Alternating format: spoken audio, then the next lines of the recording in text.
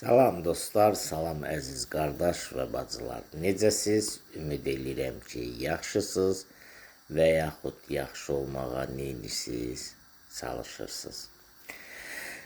Mənim əzizlərim, ən çox özünüzə sual verdiyiniz,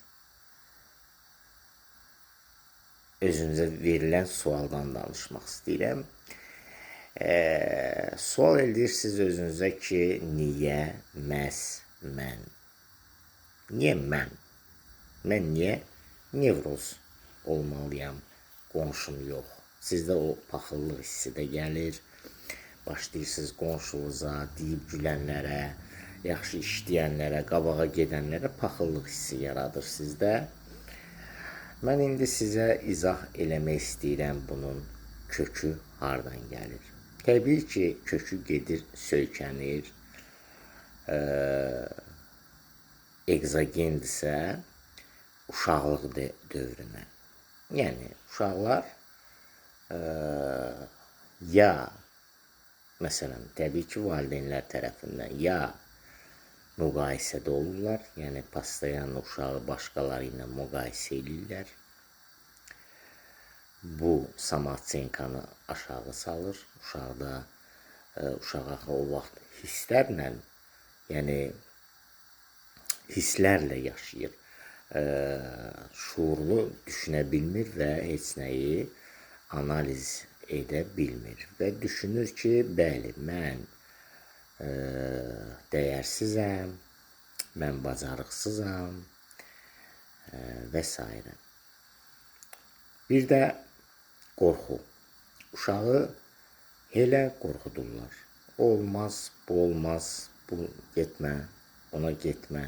Heç nə qorxudurlar. Və yaxud evdə skandallar, filanlar, uşaqla yola getmirlər, soyuq davranırlar. Uşaqda qorxu yaranır. Yəni, bunlar hamısı ubicdeniyalardan, yəni inançlardan. Uşaq başlayır nəyə inanmağa, qorxmağa, yəni mən tərk olunmuşam, mən təkəm, məni heç kəs istəmir, yəni mən öz ayağım üstə durmalıyam, mən sübut eləməliyəm nəysə, anlatabildim mi? Yəni buna inanc olur. Və susturmaq. Uşağa qulaq asmırlar, uşağı hər zaman sustururlar. Danışma, sən, yəni danışa bilmərsən, sən böyüklərin yanında danışma, sən fikir bildirmə, sən filan, sən bəsməkan. Bu da gətirib sosial problemlərə çıxardır. Uşaq utancaqlıqla, yəni susmaqla, susur ki, haradasa nəsə desəm, utanc hissi gəlir, yəni mənə gülərlər, mən nəyisə səhv deyə bilərəm, nəyisə səhv edə bilərəm. Anlatabildim mi? Bu inaclardır. Tamam mı? Nevrozun da ən böyük problemi inaclardır. Bax, uşaqlıqdan elə böyüyürsünüz, sonra gətirir, haradasa panikaya gətirib çıxardanda, yəni panikaya gətirib çıxardana qədər siz nevrozsuz, o sözsüz. Nevroz bir günün içində olmur. Sadəcə bir gün partlayır, o gün sizin yaddaşınıza yazılır, tamam mı? Orada da ubicdeniyalar var. Mən deyəsən ağır xəstəyəm, mən xərçəngəm, mən nə bilim infarktam, mən deyəsən dəli oluram, mən nə bilim nə oluram və s. Anlatabildim mi? Yəni inaclar. Bu inaclar olmasa, təbii ki, siz emosiyalara qapanmayacaqsınız. Tamam mı? Bu inaclar emosiyalara gətirib çıxardır. Emosiyalara. Emosiyalar da nədir? Nəyə görə sevincdən qorxmursunuz? Sevincdən də qorxun da, o da emosiyadır. Qorxmursunuz. Ancaq qəmlənəndə qorxursunuz, fikirləşirsiniz ki, yox, məndə nəsə nitodur.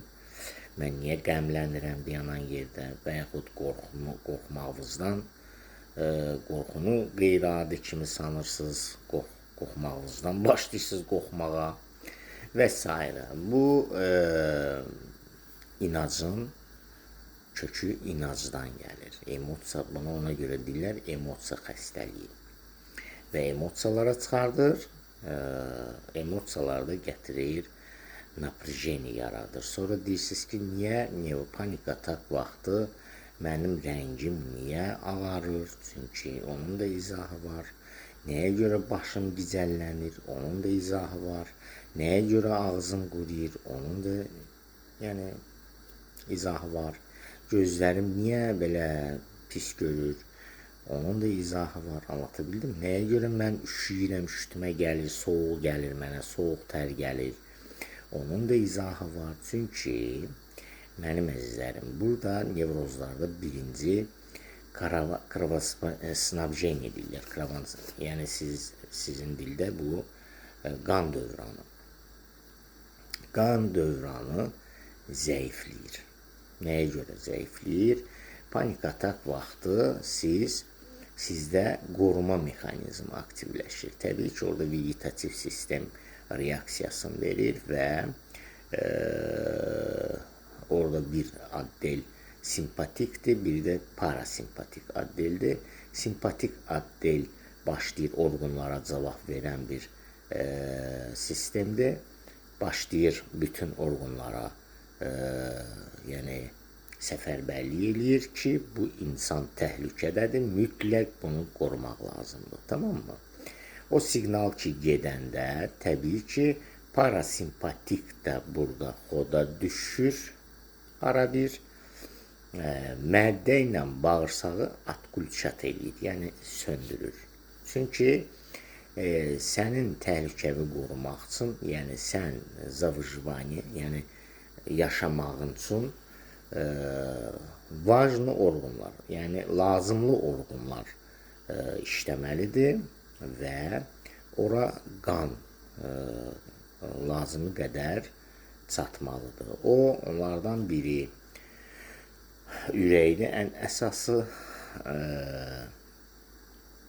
əzələlərdir, qaraciyərdir, böyrəkdir. Burada bağırsaq, mədə lazımsızdır. Çünki o spazma verəcək, kimlərdəsə qarın ağrı verəcək, sidiyə qasması sputskani olacaq, gedəcək sidiyə. Ona görədir ki, moçevoy puzur, hansı orqan ki lazım deyil bu qaçışa, yəni zavıjvani yaşamağınız üçün vacib deyil, onlar atkulçat olunur. Tamam mı? Ağızda quruluq, çünki ağızda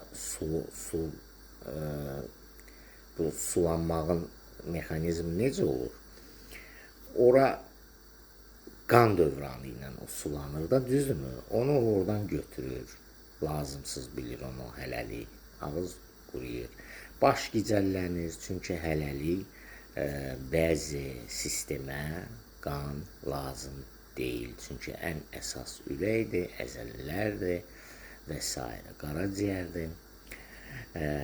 Və ona görə baş gicəllənmə verir, ağzınız quruyur, gözdə olan görmə qabiliyyəti orada spazmir olunur və rənginiz də ağarır. Niyə ağarır? Çünki dəridən belə qanı soğurur, yəni lazımsız bilir, onu götürür və siz başlayırsınız üşüməyə, soğuq tər gəlməyə, sizə anlatabildimmi?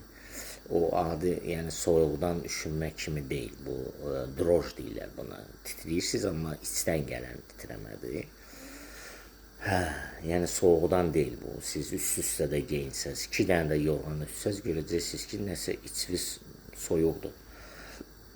Ayaqlar olur, bumbuz, əllər olur, bumbuz.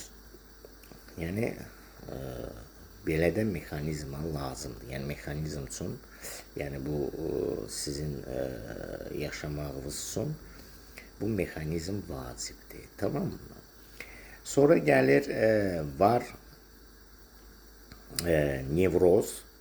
Nevroz hələ birinci stadiyalarda təbii ki, asaznavat eləyir, mən pisəm və bəzi açıqlı daçıqlar, hansı ki, problemlər, böyük problemlər, kiçik problemləri həll eləməyə gücü çatır beynin. sonralar gəlir paradoksalni, yəni forması. Paradoksalni forma nədir?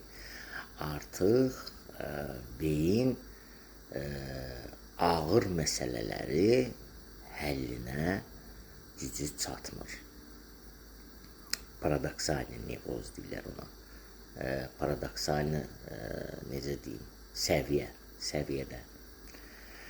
Dərəcə deyirlər də. Birinci, ikinci, üçüncü dərəcə.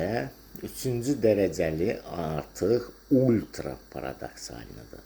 Yəni beyin artıq heç kiçik məsələləri də həllinə gücü çatmır. Tamam mı? Əgər paradoksalni sastayaniyada, yəni ikinci mərhələdə hansı kiçik bir məsələlərin həllinə gücü çatırdısa, ağırlaşma formasında ultra paradoksalni deyirlər ona. O artıq nə kiçik, nə böyük problemləri həll eləmək gücündə deyil. Anlatabildim mi? Sizi ancaq və ancaq şuuraltı idarə edir.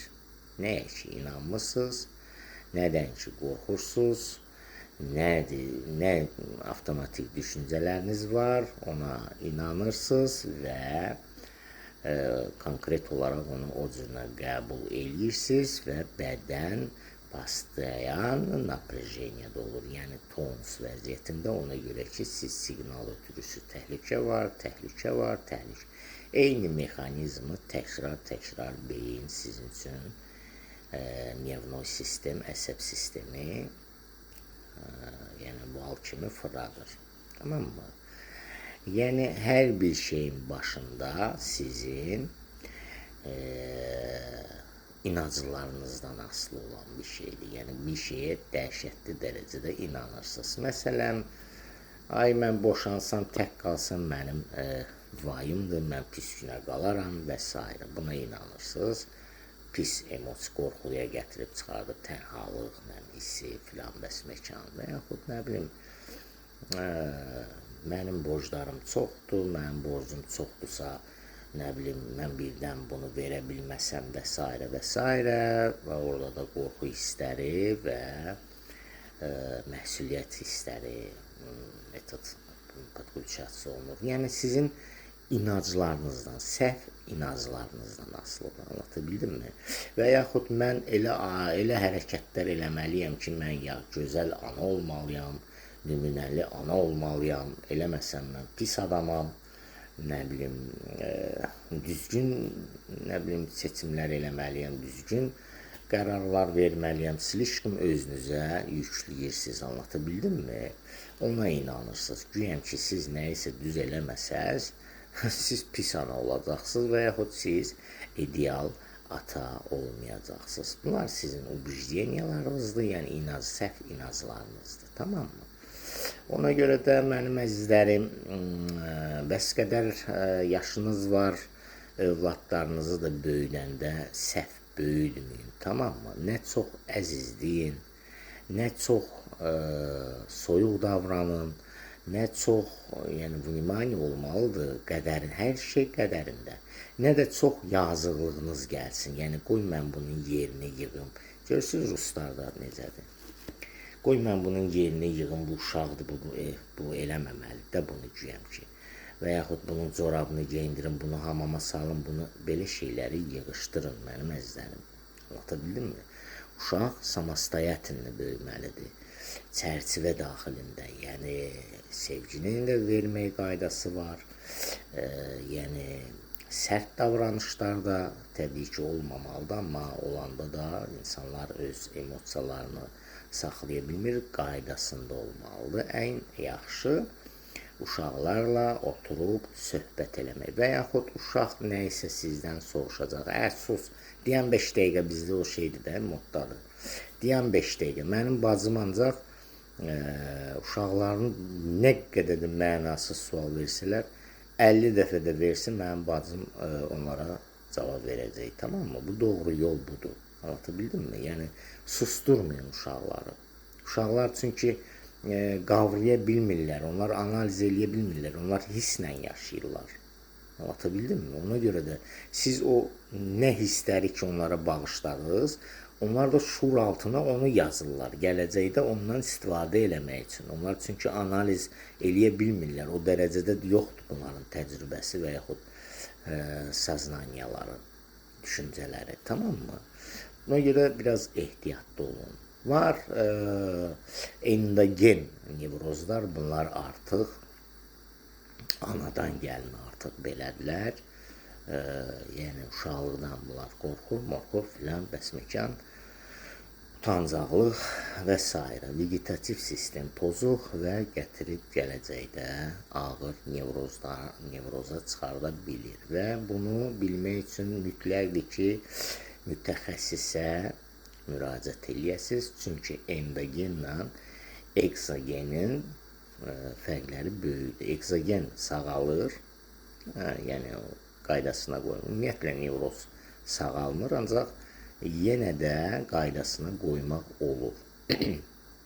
Endogende isə sağalma yoxdur. Çox təəssüf eləyirəm. Sadəcə texnikalarla biz onları öyrəşdiririk. Yəni davranışları qəbul etməli, baxışları, düşüncələri və s. Bunları dəyişirik texnikalarla və insan artıq öz normal həyatını yaşaya bilir. Amma o demək deyil ki, o nevrozlar, endogen nevrozlar heç vaxtı ağrı hiss eləməyəcəklər. Yəni elələri müraciət edir ki, mən qabaq yaxşı idim, mən istəyirəm əvvəlki günə qayıdım. Əslində heç o əvvəlki gündə yaxşı olmayıb, prosta asozunla olmayıb. Anlatabildim mi? Başı ağrıyıb, fikirləşib ki, yəqin az yatmışam və yaxud yeməyimi gecikdirmişəm. Yorğun olub, elə bilib soğuq dəyib buna, nə bilim soğuq dəyib, belə asozunlu olmayıb. Tamam mı? Sonra panik, birinci panikdən sonra bu уже vegetativ sistem pozuldu. Başlayır, поехало ardıcılıq. Ona görə də endogenlərlə biraz çətindir işləmək, o detallı işləmək lazımdır. Təbii ki, mənim üçün 80% endogen nevrozun düzəlməsi böyük bir nəticədir. Yəni, böyük bir nəticədir. Xəstələr var ki, illərlə mənə müraciət eləmir artıq. Anlatabildim mi? Dostluğumuz da var, əlaqəmiz də var, sıx, danışırıq da, məsləhətlər alırlar. Artıq nə məsləhətləri? Dünyavi, sosial nəsə, yəni problemlərlə bağlı filan həyat yaşayırıq da, düzdürmü? Onlardan məsələn məsləhət alırlar, vacib bir şeylər. Yəni ailə problemlərindən və yaxud məişət problemlərindən, finansi problemlərdən təbii ki, onlar özləri gücü çatmır və müraciət edir. Xəstəliklə bağlı ümumiyyətlə heç yada da düşmür. Anlatabildim mi? Yəni bu insanın şuuraltısı formalaşıb, artıq beyin özü öyrəşib, öz problemlərini öz həll eləsin. Artıq qabaq sizə verirdi, siz başlayırdınız ondan işləməyə, güya işdən gücünüz çatmırdı, panika gətirib çıxardırdı. Amma o texnikalardan sonra beyin artıq başlayır özü bu problemlərini həll eləməyə. Tamam mı? Onu öyrəşir, pozitivi öyrəşir. Siz indi negativi öyrəşdirmişsiniz. Ancaq negativ, ancaq təhlükə, ancaq filan. Ona görə də ağrılar çoxdur və müraciət eləyəndə çox xahiş edirəm sizdən ki, simptom, yəni panik atakın özü belə simptomdur. Tamam mı? Panik atakın özü belə simptomdur. Yəni heç bir simptom sağalmır. Ta ki bura sağalmasa. Tamam mı? Simptom sadəcə simptomdur da. Yəni nervnoy sistemin, əsəb sistemin fonunda yaranır bu simptomlar. Elə bil ki, sizin iç dünyanızın səsidir. Sizə deyir ki, açıqlar aktivləşir və sizə başa salır ki, qardaş, bunu həll elə də, yatıb burada, bunu niyə həll eləmirsən? Sən də axtarsan, tapa bilmirsən nə həll. O da sənə nə atır?